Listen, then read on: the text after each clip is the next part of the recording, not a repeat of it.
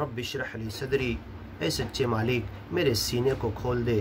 رب اشرح لی صدری ویسر لی امری، میرے اس معاملے کام کو آسان کر دے جو تیرا گیان اور ایمان کی باتیں لوگوں کو کھول کر بتانا چاہتا ہوں، ویسر لی امری واحلل عقدۃ من لسانی، بولنے سمجھانے کے لیے میری زبان میں سے گانٹھ کھول دے، میری زبان چلتی ہی چلی جائے لوگوں کو بتانے اور سمجھانے کے لیے۔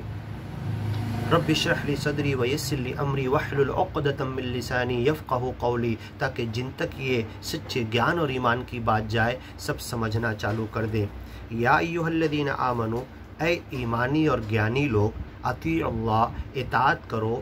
باتوں کا پالن کرو سچے مالک کی باتوں کا، آدیش کا، اس کے حکم کا، واطیعوا الرسول، اور رسول نبی پیغمبر مرشد تمہیں جو گیان کی باتوں کے لیے اچھی باتوں کا حکم دے رہے اس کے پیچھے چلو، ولا تبطلوا اعمالکم، اور ایسا نہیں کرو گے تو سن لو تمہارے عمل ضائع ہو جائیں گے۔ ان الذین کفروا، جو کفر کرنے والے ہیں، اگیانی لوگ ہیں، وصدوا عن سبیل اللہ، اور لوگوں کو سچے راستے گیان کی باتوں سے روک رہے، خود بھی رکے ہوئے ہیں، خود بھی سے جھٹلا رہے، مذاق اڑا رہے، ثم ماتوا، پھر اگر جب یہ مریں گے وہم کفار، اور مرے تک کے اگیانی رہیں گے، جھٹلاتے رہیں گے، قبول نہیں کریں گے مرتے وقت بھی، فلن یغفر اللہ لہم، انہیں کبھی سچا مالک معاف نہیں کرے گا، کیونکہ کبھی انہوں نے من سے مینو بخش لو کہا ہی نہیں، مجھے معاف کر لو معافی مانگی ہی نہیں، اور سچا مالک تو کہتا ہے اے شیطان جا تو انسانوں کو کتنا ہی بہکا، کتنا ہی اگیان کے راستے پر ڈال، جب تک ان کی جان میں جان ہوگی مرتے مرتے مجھ سے معافی مانگیں گے، توبہ کریں گے، میری طرف مڑیں گے، سچے دل سے مجھے مینو بخش لو، معاف کرنے والا مجھے مانیں گے، میں انہیں معاف کر دوں گا۔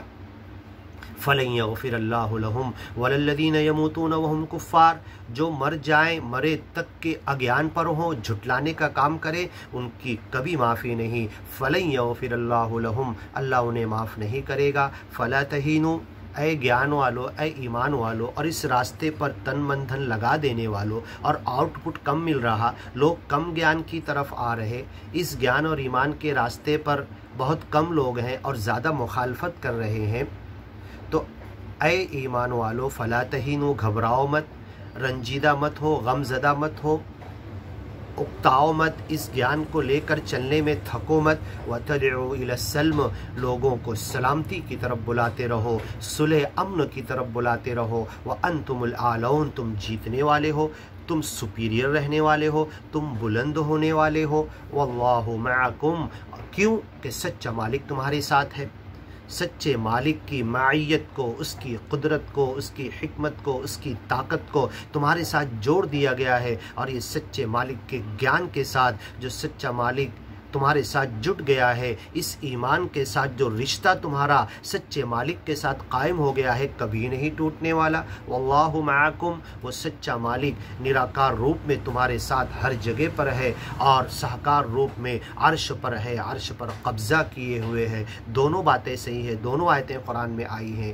وَلَن يَتِرَكُمْ أَعْمَالَكُمْ، اور تمہارے کرم کا، تمہارے عمل کا، تمہارے سمرن کا، تمہارے نام اسمرن کا، تمہارا نماز روزہ حج زکوٰۃ کرنے کا، لوگوں کی سیوا کرنے کا جو عمل ہوگا کبھی مالک ضائع نہیں کرے گا۔ انما الحیات الدنیا لعب، دنیا کی زندگی لوگ کتنا ہی کما اور بنا لیں، کتنا ہی حاصل کر لیں، تن من دھن پراپرٹی مال دولت جائیداد کتنا ہی بنا لیں، یہ کھیل کود ہے، دھوکہ ہے، وَلَهُن، یہ جیسے انسان بچپن میں کوئی کھلونے کے لیے روتا ہے، بڑا ہونے پر محسوس ہوتا وہ تو بالکل بے قیمتی کھلونا تھا، اس کے لیے میں رو رہا تھا، تو ایسے یہ دنیا کی زندگی ہے، مرنے بعد وہ پچھتائے گا، جس تن من دھن دولت پراپرٹی اور دنیا جمع کرنے کے لیے میں نے اپنی آخرت بگاڑ لی، وہ تو بچے کے کھلونے سے بھی زیادہ بڑا دھوکہ ہے۔ وَإِن تُؤْمِنُوا، ہاں بچے کا کھلونا بچے کو تو خوشی دے دیتا ہے، لیکن یہ تن من دھن دولت دنیا حاصل کر کے بھی انسان کبھی خوش نہیں ہوتا، اور کل پچھتائے گا کہ اس کے حاصل کرنے میں میں نے اپنی آخرت کا گھر بگاڑ لیا، دار الآخرہ۔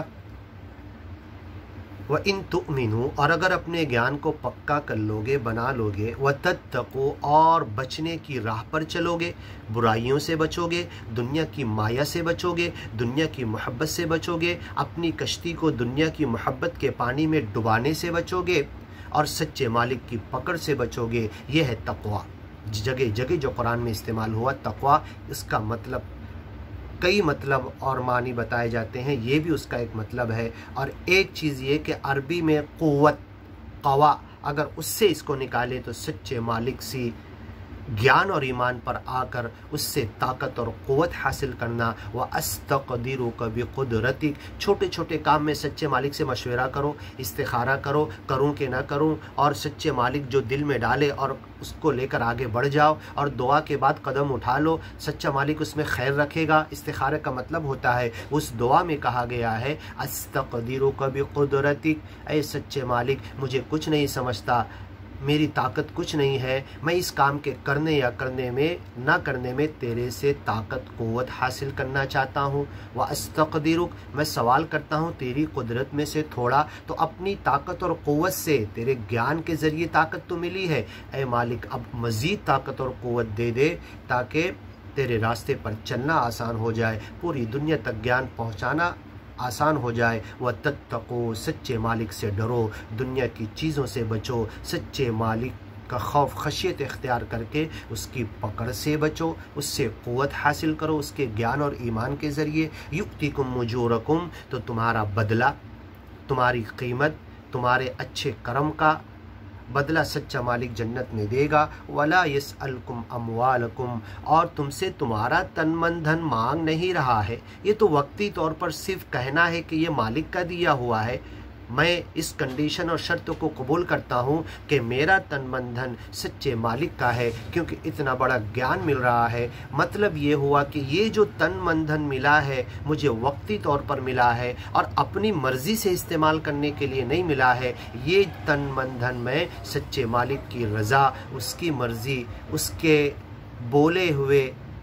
باتوں، اس کے حکم کے مطابق، اس کے آداش کا پالن کرتے ہوئے میں اس کو استعمال کروں گا، اس کے آدیش کا النگھن نہیں کروں گا۔